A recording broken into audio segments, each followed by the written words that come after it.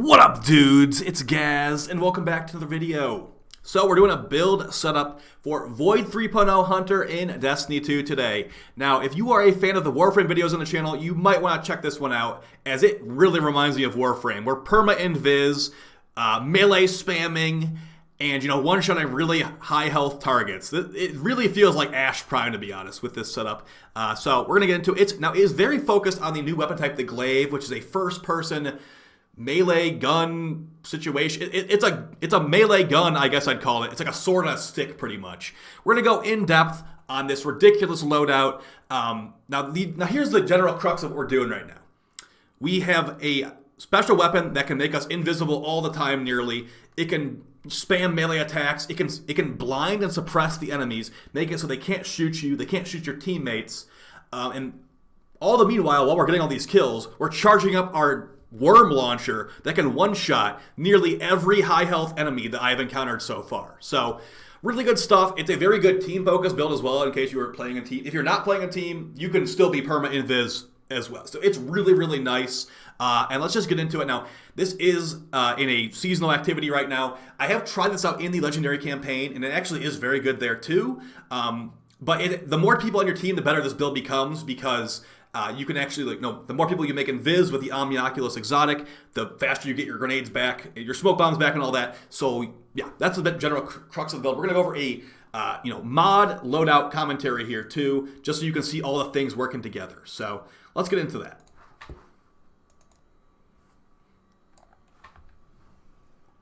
So let's go over all the weapons and mods we're using in this build in depth. Now keep in mind, there's things you can definitely change around here for personal preference, but the things that are non-negotiable, you do need a glaive. The Enigma is a legendary one. I haven't unlocked the exotic yet, but I'd say just go with the Enigma, and then you can also run Parasyte. This is actually one of the best burst damage exotics in the entire game. It's the worm launcher, basically. Just do the exotic quest after you beat the Witch Queen campaign. So basically the way this works is you get kills with other weapons, then you switch to the Parasyte, and it just is a charged up mega death worm that can one-shot a lot of stuff. It will one-shot Hive Guardians, champions. I'm sure you could one-shot some strike bosses with the right modifiers too.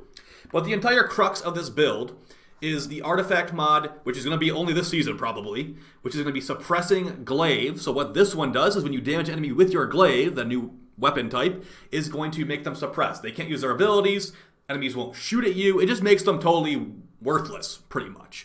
Additionally, what you're also going to want, now this is not necessary, but this is what I'm running here, is we have Energy Vampirism, which is going to be for your class item, 3 energy cost mod, gaining energy for your least charge ability when you suppress a target. I have very low discipline on my builds, my grenade recharges take forever, so this is great for me.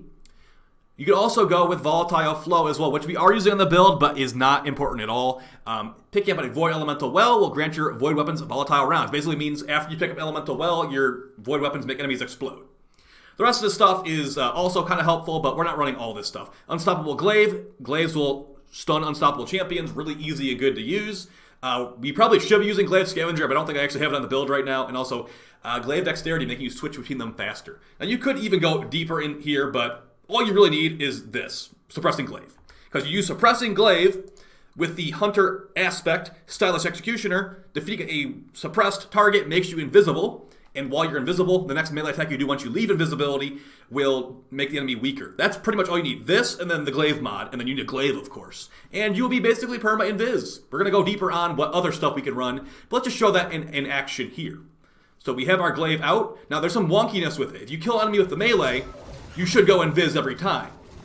But if you kill them with the shot, it actually is going to, if you kill them in one shot with the projectile, it will not make you go invis. If you want to go invis off the projectile, you're going to need to do 2 hits. So, as you can see right here, invisibility, very effective in Destiny, just like in Warframe.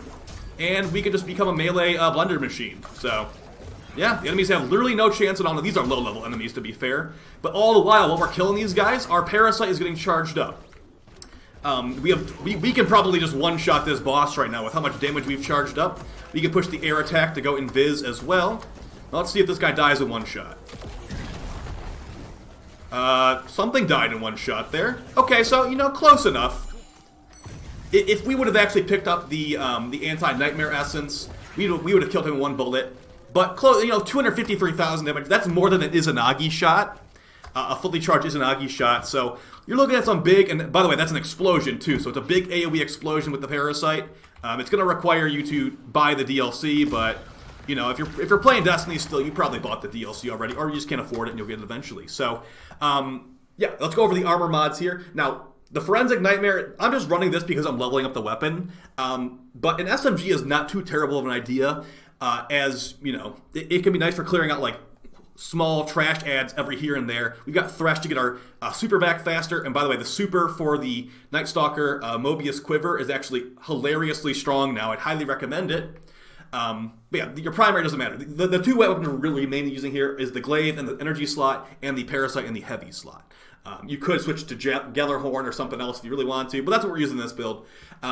Our native choice is the Vortex Nade. Since we actually have really low discipline, the cooldown's long, but that's where that Energy Vampirism mod comes in. We can get this back pretty quickly, and they actually did buff Vortex Nades to pull enemies into one area, which can make it very nice if you're using the Parasyte on some higher health targets. Just pull them all in, Parasyte blows them all up, and then you can just rinse and repeat, keep on going. We've also got Trapper's Ambush, which gives you that in-the-air kind of deadfall ability. Now, keep in mind, when you are holding the Glaive, you cannot throw your smoke bomb normally. This is the button I use to throw my smoke bomb. It does not work. If you want to go invis and not kill an enemy with the Glaive out, you need to go in the air and you need to use your deadfall. That will still work, but the throwing the smoke bomb does not work when you're holding the Glaive. So that's very important if you are in some high-stakes situation where it's like, okay, well, I need to go invis right now and I can't kill a trash ad with my Glaive. Do a quick hop and then push that button. We are using the Omni Oculus Exotic, which gives you 2 smoke bombs. Very nice for some extra wiggle room. But I've seen some people that like the Graviton Forfeit for more solo play. As I am usually running in a squad with some people, Omni Oculus is great, as whenever we make our allies invisible, it's going to make it so we get our invisibility back a lot of the time, and give our allies and ourselves damage reduction while invis. So since Protective Light was nerfed, I am definitely relying a lot more on this. But let's just show, and as far as the Glaive, now I'm going to be making a God Roll Glaive video in the future, but there's a problem right now. And Bungie did actually admit this, that lots of perks are not properly working with the melee of the Glaive. So my God Roll Glaive will probably be, Enhanced Frenzy, maybe Enhanced Subsistence or Grave Robber, and then just increase the reload speed, because the reload speed of the Glaive feels really terrible. But we'll see. If I have Subsistence on there, maybe I can go for something else like Shield Duration, even though I never really use the Shield. It's whatever, honestly. Hopefully Frenzy gets bug fixed sooner rather than later. Now, as far as the armor mods we've got on here, just try to jam as much as we possibly can. Now, the stat you want to really prioritize on the Hunter is high mobility, and for this build, probably high strength too, just so you can throw your smoke bombs more often. We've got an arc piece of an arc helmet right here with powerful friends, so it gives us plus 20 mobility if we have other arc mods on our gear, and it also means that we will become charged with light or our allies become charged with light when we are charged with light, which is interesting. Harmonic Siphon, rapidly defeating enemies with damage matching your subclass, creates an orb of power. Basically, they nerf orb generation from Masterwork, so here you go.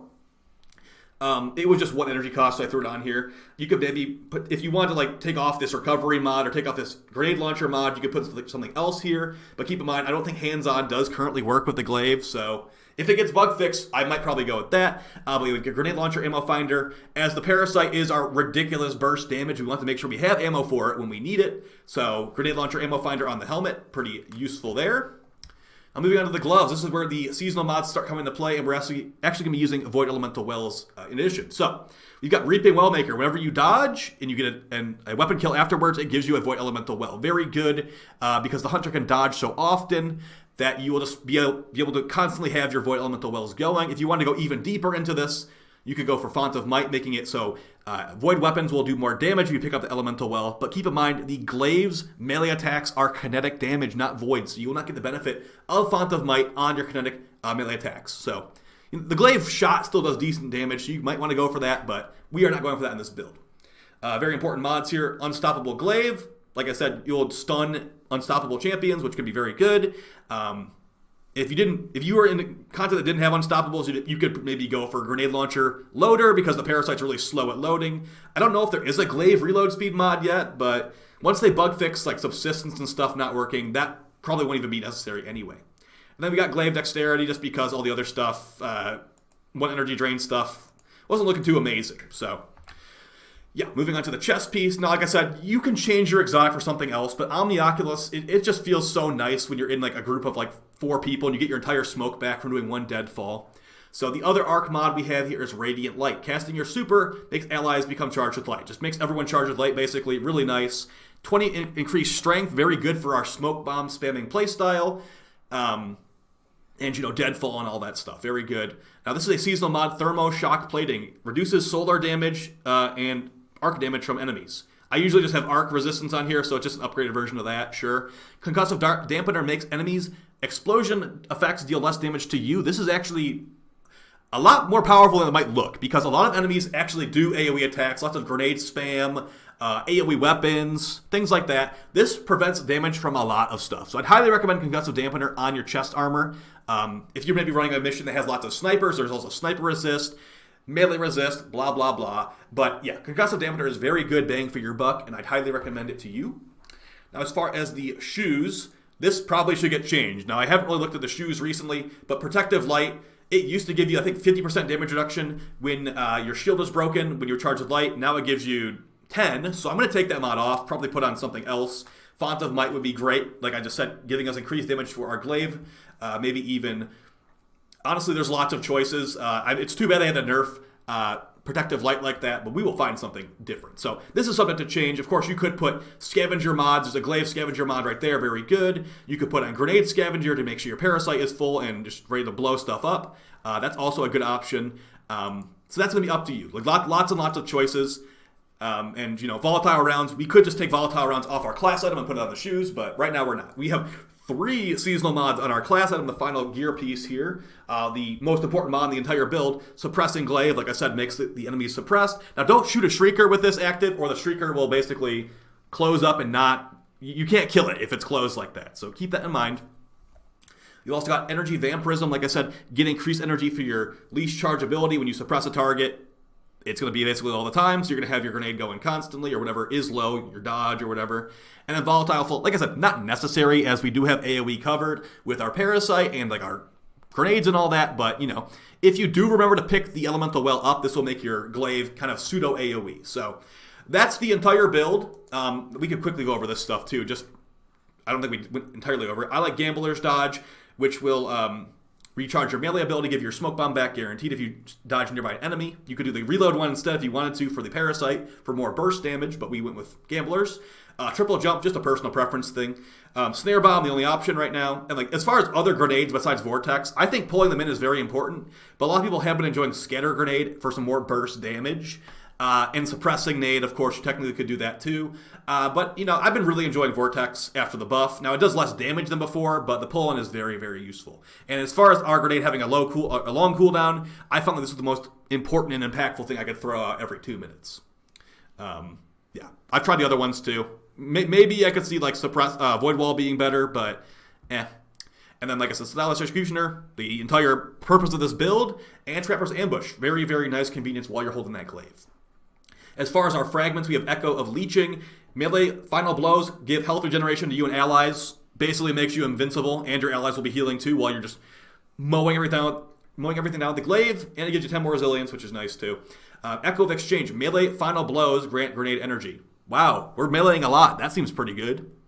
And then the last one, we got Echo of Persistence. Void buffs applied to you, like invisibility, have increased duration, but minus 10 mobility, unfortunately. You could switch this one out if you want. You'll be going invisible so often, you could probably change this out for something else. Maybe Echo of Expulsion, making your smoke bomb cause enemies to detonate and explode in the area. Very cool. There's lots of choices. I actually had Echo of Domineering on here before. After suppressing a target, you gain increased mobility, and your equipped weapon is reloaded from reserve. You'll never have to actually reload the glaive because it'll just be constantly getting reloaded, so that may be kind of cool.